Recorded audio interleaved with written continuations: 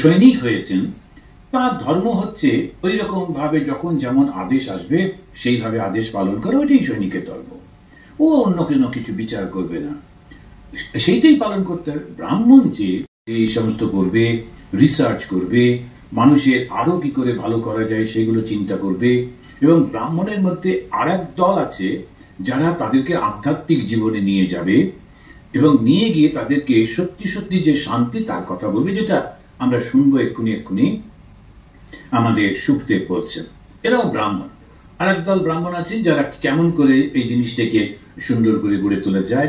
আমি আজকেই কেউ একজন পাঠিয়েছে আমাকে, দেখছিলাম যে ক্যালিফোর্নিয়ায় কিছু কিছু জায়গাতে ডেলিভারি করছে ওই কার্টগুলো, কার্টের মধ্যে সব জিনিস বসানো রয়েছে এবং যিনি অর্ডার করছেন ওই তার বাড়ির সামনে গিয়ে দাঁড়াচ্ছে, তাকে ডাকছে এবং উনি এসে একটা কোড নাম্বার থাকছে, সেইটা টিপলেই ওটা খুলে যাচ্ছে, ওনার জিনিসটা বার করে নিয়ে উনি বন্ধ করে ছেড়ে দিলে কার্ডটা আবার ফিরে চলে যাচ্ছে।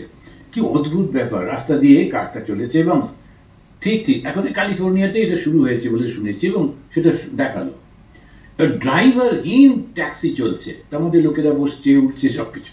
এখন এইসব নানা রকম হচ্ছে। এই যে জিনিসগুলি যারা করছেন এই বুদ্ধি করে করে, আচ্ছা লোকবল কম, তাহলে আমরা এরকম করব, তা মানুষকে আরো কি করে কমফর্ট দেওয়া যায়। ওরাও কিন্তু ব্রাহ্মণ, মানুষের ভালোর জন্য করছেন, যেই সেই চিন্তাটা করছেন উনি ব্রাহ্মণ। তারপরে টেকনোলজিটা ইউজ করে ব্যবসা করছেন সে বৈশ্য। আর যারা ওই কাজকর্মগুলো করছে, সব জিনিসটা বানাচ্ছে, তারা শূদ্র। তো এরকম ভাবে জিনিসগুলোকে ভাগ করে দেওয়া হয়েছে। তোমার নিজের জায়গাটাতে তুমি যদি সেটা না করো তাহলে ভুল হয়ে যাবে। এখন এইটি বলা হচ্ছে যে তুমি মৃত্যুকালে ভগবানকে স্মরণ করতে হবে। এইটা হচ্ছে বটম অফ দ্য লাইন, হচ্ছে মৃত্যুকালে ভগবানকে স্মরণ করতে হবে।